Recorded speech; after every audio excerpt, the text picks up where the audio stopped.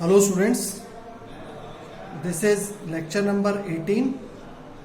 Today the topic of discussion is to study how to overcome demerits of electromagnetic attraction type relay. एक ये topic है आज video जिस पे बनेगा, और दूसरा है वर्किंग प्रिंसिपल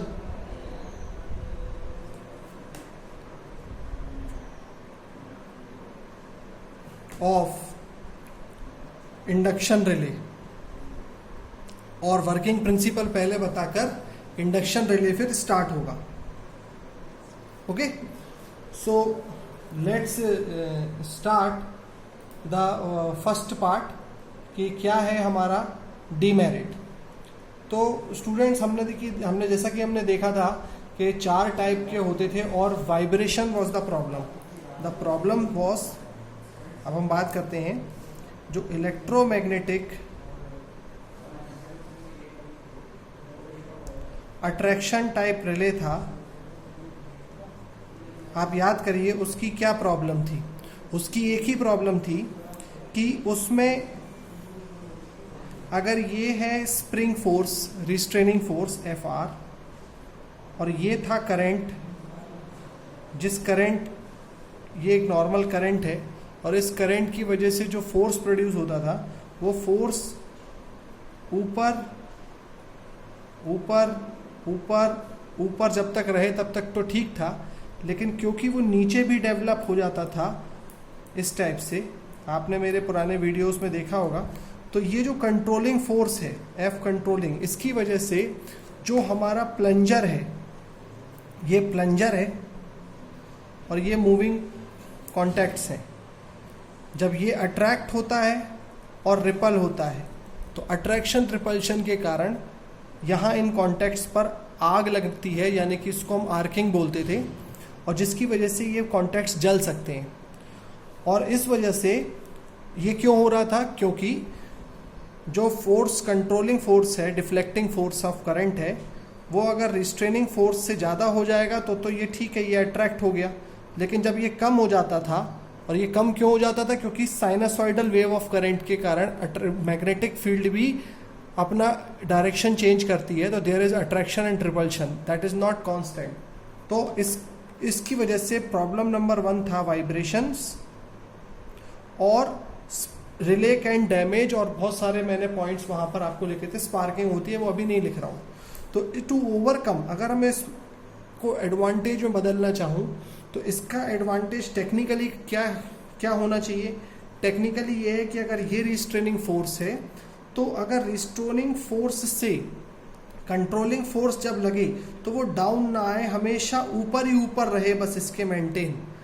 F कंट्रोलिंग, अगर फॉल्टिंग करंट है, फॉल्ट करंट की वजह से अगर रिस्ट्रेनिंग फोर्स से डिफ्लेक्टिंग फोर्स रिस्ट्रेनिंग फोर्स से हमेशा ज़्यादा रहेगा, ऊपर रहेगा, तो इस तरीके की वाइब्रेशंस की प्रॉब्लम्स सॉल्व हो जाएंगी।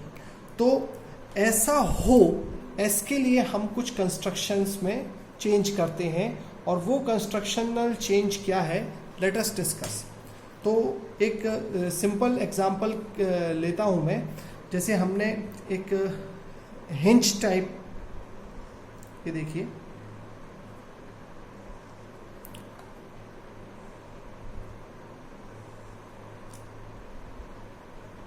ओके, और ये था हिंज, इसको हमने हिंज बोला था, और ये था हमारा एक कॉन्टैक्ट, मूविंग कॉन्टैक्ट, और यहाँ से ये ट्रिप सर्किट के लिए जा रहा था।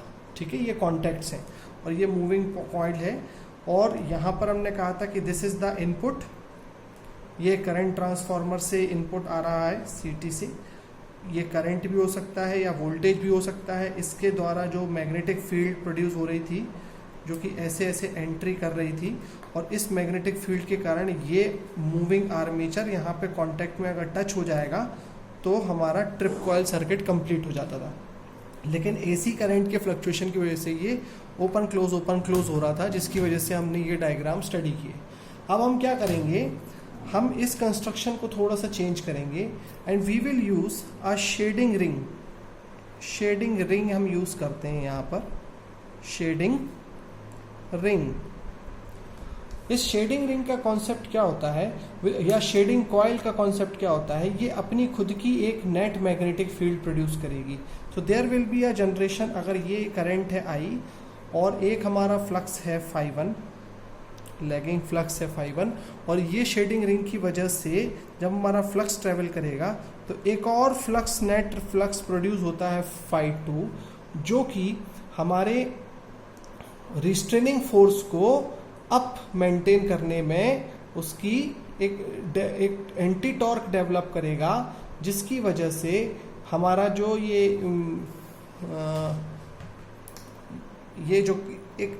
जो करंट की वजह से एक अप फोर्स था, एक और करंट डेवलप होगा जो कि रिवर्स करंट होगा, एंटी, इस टाइप से। और ये किसकी वजह से हुआ, एक शेडिंग रिंग की वजह से।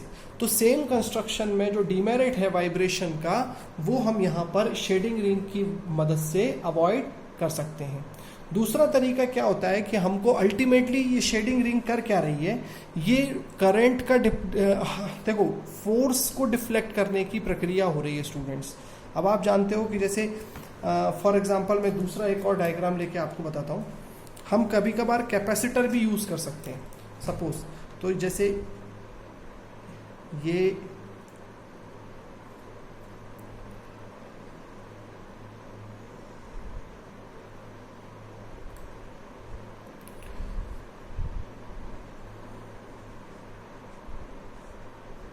एक वाइंडिंग है, दिस इज द वाइंडिंग, और इस वाइंडिंग, ये हमने क्या किया, इसके वाइंडिंग के इस वाइंडिंग को कंप्लीट किया और एक अदर वाइंडिंग यूज करी है, ठीक है, और एक कैपेसिटर का यूज किया है, कैपेसिटर C, और फिर एक और ऑल्टरनेटिंग वाइंडिंग हमने लगा दी। This is alternating winding, alternate winding, auxiliary winding भी कह सकते हैं इसको, ऑक्सिलरी वाइंडिंग। ये सब कंस्ट्रक्शनल चेंजेस क्यों हैं? ये कंस्ट्रक्शनल चेंजेस इसलिए हैं क्योंकि जो करंट यहाँ से जाएगा और फिर यहाँ पर एक दूसरा करंट डेवलप होगा और दो करंट डेवलप होंगे, तो इसका मतलब क्या हुआ कि पहले हमारा वोल्टेज जो हमें इनपुट मिल रहा था, अगर ये V था और हमारे पास नेट करंट था I1, मतलब ये पहले की स्थिति थी, ये वोल्टेज हमने दिया था और ये करंट डेवलप हो रहा था। अब कैपेसिटर के कारण एक लीडिंग करंट डेवलप होगा, मान लेते हैं I2, और ये जो हमारा मूविंग आर्मेचर है ये, और जो कि हम यहाँ पर इसको कनेक्ट करना चाहते हैं, जब भी फॉल्टिंग करंट हो तो यहाँ जो इस करंट की वजह से जो मैग्नेटिक फील्ड आए वो इसको अट्रैक्ट करे, ठीक है। ये तो हो रहा था, ये तो हो भी रहा है कि अट्रैक्ट हो रहा है, लेकिन ये रिपल कर जाता है ना जब एसी करंट होता है तो मैग्नेटिक फ्लक्स के कारण। तो जब ये कनेक्टेड है तो अगर ये फॉल्टिंग करंट प्रेजेंट है उस समय, जब रिवर्स मैग्नेटिक फील्ड एसी की नेगेटिव सप्लाई अगर रिवर्स हो, तो रिवर्स होने के कारण इस कैपेसिटिव करंट का जो फोर्स है वो अल्टरनेटिंग इस फ्लक्स को काट दे, और जब वो हमारे एक डायरेक्शनल फ्लक्स को दूसरा अपोज करके काट देगा तो वो नलीफाई हो जाएगा और ये कॉन्टैक्ट यहीं पर प्रेजेंट रहेगा, टच रहेगा, कॉन्टैक्ट टच हो जाएगा हमेशा के लिए, वो फिर वाइब्रेट नहीं करेगा। तो हम ऑक्सिलरी वाइंडिंग का कैपेसिटर लगाकर, या इससे पहले जो आपने देखा जो हमने सर्किट में शेडेड रिंग यूज़ करी है, इस टाइप की चीज़ें यूज़ करके हम सर्किट को प्रोटेक्ट कर सकते हैं, अपने वाइब्रेशंस को प्रोटेक्ट कर सकते हैं। अब कुछ थ्योरी है, attracted armature type relay have very fast operation, मतलब ये जो इनका ऑपरेशन बहुत फास्ट होता है और इस वजह से रीसेट टू पिकअप रेशो इसका जो रहता है 0.5। अब ये कुछ टेक्निकलिटीज़ हैं, ये मैं आपको शेयर कर दूंगा, ये आप उसमें देख सकते हैं। अब एक और प्रॉब्लम है, अभी हम इसमें ये देखते हैं, हम कई बार देखते हैं कि कुछ स्मॉल ट्रांजिएंट्स भी होते हैं, जैसे कि मैं आपको एक और चीज़ बताना चाहूँगा यहाँ पर, ये ऑब्जेक्टिव टाइप क्वेश्चंस भी हैं।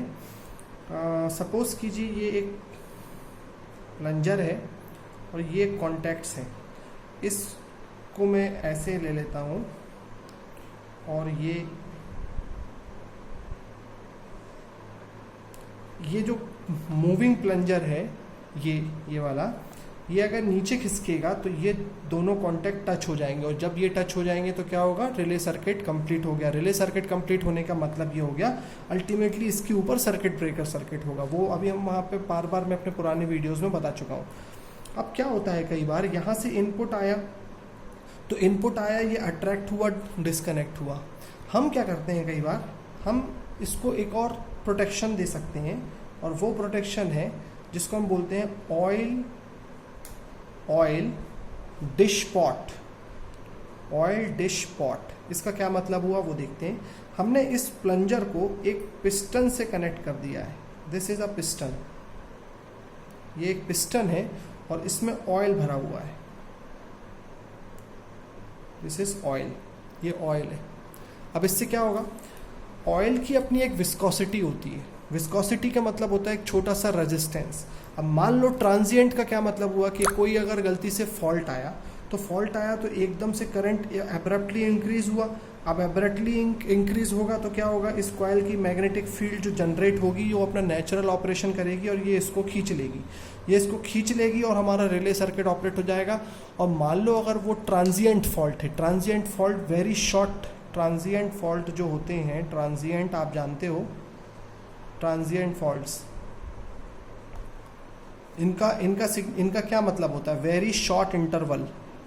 तो बताओ, एक इतने शॉर्ट इंटरवल के लिए अगर कोई फॉल्ट हो रहा है तो उसके लिए पूरा सर्किट को ट्रिप हो जाना अच्छा है क्या? नहीं ना। तो इसकी ये एक डीमेरिट हम ऑयल डिश पॉट से कैसे दूर कर सकते हैं कि जब भी ये ट्रिप होगा, ये नीचे आएगा, तो ये सर्किट आने से समय यहाँ पर थोड़ा सा रेजिस्टेंस ले रहा है, और अगर ओपन हो रहा है तो भी ये रेजिस्टेंस ले रहा है। इसका मतलब ये हुआ कि हमने एक रेजिस्टेंस जो एकदम ये फ्लक्चुएट होकर सीधा एकदम करंट को देख के आने की लगातार अगर फोर्स पिस्टन पे लगता रहेगा लगातार, मतलब करंट अगर ट्रांजिएंट में और स्टेडी स्टेट करंट में क्या डिफरेंस है? ट्रांजिएंट मतलब शॉर्ट इंटरवल के लिए तुरंत होना, और स्टडी मतलब होते रहना।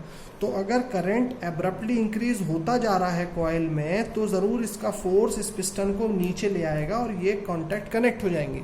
लेकिन अगर शॉर्ट टर्म आया है तो ये नीचे आने से पहले ये पिस्टन की भी रेजिस्टेंस को इसको सेटिस्फाई करना पड़ेगा। इसकी वजह से हम ट्रांजिएंट फॉल्ट जो आती हैं उस समय ऑपरेशन होने वाले सर्किट ब्रेकर और रिले ट्रिप कॉइल के ऑपरेशंस को अवॉइड कर सकते हैं। एक और तरीका होता है, लेकिन ये ज़्यादा बेस्ट तरीका है क्योंकि ऑयल की अपनी एक विस्कोसिटी होती है। लेकिन एक और तरीका होता है जिसको हम बोलते हैं फ्यूज सर्किट। फ्यूज सर्किट कैसा रहेगा, जैसे ये फिर से वही कॉन्टैक्ट्स हैं और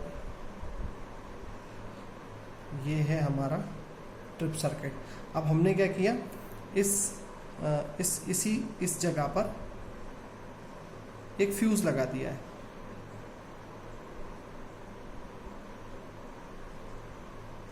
this is the diagram of a fuse.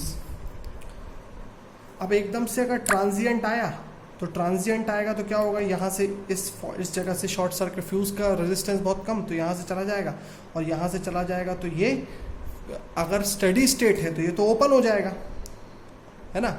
तो ये लेकिन फिर इसमें हो तो जाएगा, स्टेडी स्टेट है तो ओपन हो जाएगा और फिर करंट यहाँ चला जाएगा। लेकिन फिर इसमें प्रॉब्लम क्या आएगी कि हाँ ठीक है, इसने ट्रांजिएंट को तो प्रोटेक्ट कर दिया और सर्किट के इस कॉइल को ट्रिप होने से तो बचा दिया, क्योंकि और ट्रांजिएंट से प्रोटेक्ट तो कर दिया, लेकिन क्या होगा, बार बार फ्यूज बदलने की परेशानी है। और वहाँ पिस्टन वाले सिस्टम में क्या है कि ऐसी चेंज करने वाली परेशानियाँ हमें नहीं होती।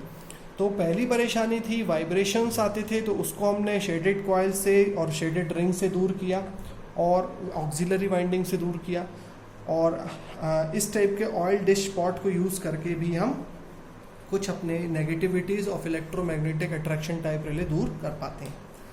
अब हम बात करेंगे working principle of induction type relay. अब ये इंडक्शन टाइप रिले क्या होता है, देखो इलेक्ट्रोमैग्नेटिक अट्रैक्शन टाइप रिले तो हमने पढ़ लिया, अब हम पढ़ेंगे ये इंडक्शन टाइप रिले। तो इंडक्शन टाइप रिले क्या होते हैं, इसके लिए आप लोग लिख लें। सबसे पहले induction relays are most widely used for protecting relaying purposes for AC quantities. तो इंडक्शन रिलेज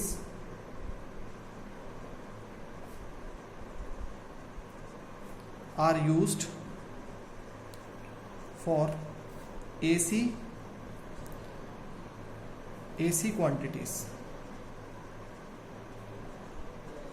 ओके, और दूसरा इंपॉर्टेंट बात यह है इंडक्शन के बारे में आप जानते हो कि torque is produced when one alternating flux reacts with eddy current produced in a rotor by another alternating flux. तो मतलब हमें दो अल्टरनेटिंग फ्लक्स की जरूरत होती है और टॉर्क तब होगा जब उनमें there will be a phase displacement. तो अगर मुझे, तो मैं यहाँ पे लिखूंगा for producing torque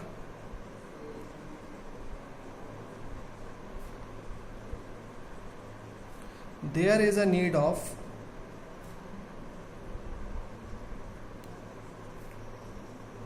two phase displaced alternating flux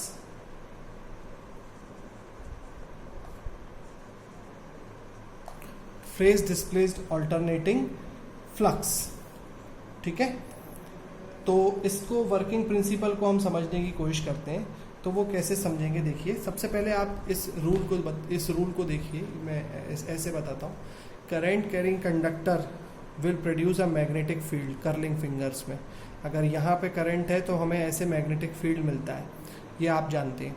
अगर ऐसे मैग्नेटिक फील्ड करंट है तो हमें ऐसे कर्लिंग फिंगर्स में क्लॉकवाइज मैग्नेटिक फील्ड मिलेगा। और अगर मैं इसको रिवर्स कहूँ कि अगर मैग्नेटिक फील्ड की डायरेक्शन थंब है तो कर्लिंग फिंगर्स में करंट प्रोड्यूस होगा। तो सपोज कीजिए मेरे पास ये एक मेटेलिक प्लेट है और इस मेटेलिक प्लेट पे सपोज कीजिए there is a entry of flux φ1। तो इस φ1 के कारण हम कहेंगे एक मैग्नेटिक फ्लक्स डेवलप हुआ। और अगर मैं कहूँ कि ये मेरे पास एक और फ्लक्स है φ2 मेटेलिक प्लेट पर, तो इस मेटेलिक प्लेट पर भी एक और फ्लक्स डेवलप हुआ। दोनों की डायरेक्शन सेम है, नीचे की तरफ है। तो अगर नीचे की तरफ है तो फ्लक्स कैसा डेवलप होगा,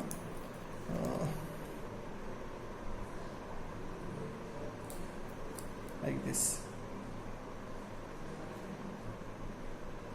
और ये भी सेम लाइक दिस। और ये दोनों फ्लक्स एक दूसरे से लिंक हो रहे हैं। तो मैं कहूँगा कि लेट दिस करंट, ये किस करंट के कारण है, फ्लक्स φ1 मान लेते हैं I1 करंट के कारण, और ये फ्लक्स है I2 करंट के कारण। ठीक है, तो हम ये कह सकते हैं, और हमने कुछ ऐसा बैलेंस बना के रखा है कि I1 और I2 और φ1 φ2 सब चेंज है, मतलब φ1 की वैल्यू फेज डिस्प्लेस्ड है। φ1 मैक्स साइन ओमेगा टी है, तो φ2 की value φ2 max sine omega T plus phi है जब इंडक्शन टाइप रिले में हमने कुछ ऐसा सेटअप डेवलप हम करेंगे।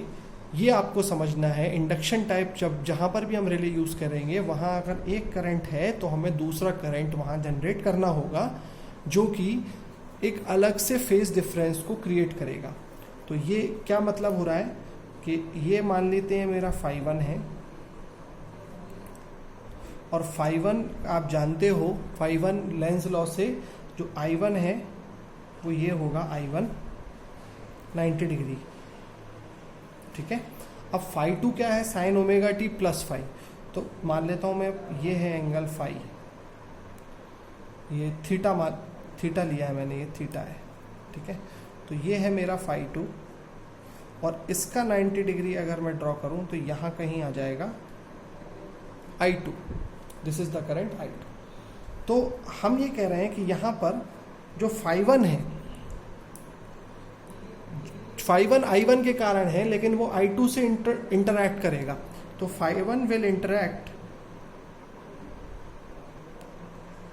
With I2 to produce a force F1। इसी तरह जो फ्लक्स φ2 है वो इंटरैक्ट करेगा किससे, I1 से, टू प्रोड्यूस फोर्स F2, और ये दोनों फोर्स ये हैं, ये दोनों फ्लक्स फोर्स F1 और F2 जनरेट करेंगे, और जो नेट फोर्स डेवलप होगा वो फोर्स होगा F1 माइनस F2। तो रिजल्टेंट फोर्स जो जनरेट हुआ, रिजल्टेंट फोर्स विल बी, अगर मैं F2 को is directly proportional to F2 minus F1। कई लोगों को अगर ये बात समझ में नहीं आ रही है, और अभी इतना आप नोट कर लीजिए पहले, इसके बाद मैं इसको मिटा रहा हूं। तो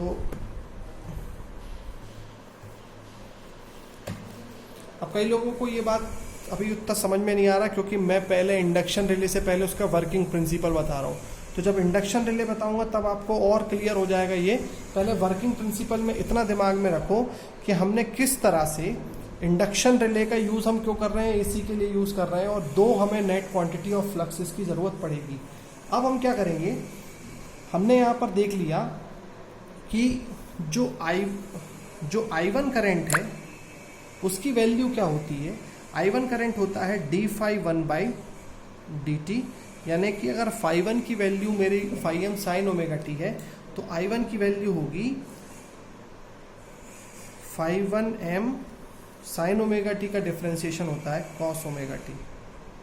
और इसी प्रकार I2 जो होता है वो होता है d phi 2 by dt, जिसकी वैल्यू होगी phi 2m मैक्सिमम, इसकी भी वैल्यू होगी cos omega t plus phi. ठीक है। और जो फोर्स होता है, फोर्स, मेरा पेन नहीं चल रहा है पता नहीं, और जो फोर्स होता है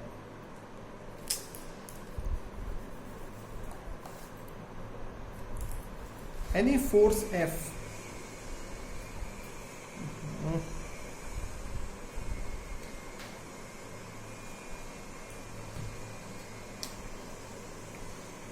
जो फोर्स होता है F, आपने पढ़ा है मशीन्स में, that is always proportional to flux into current, phi into I.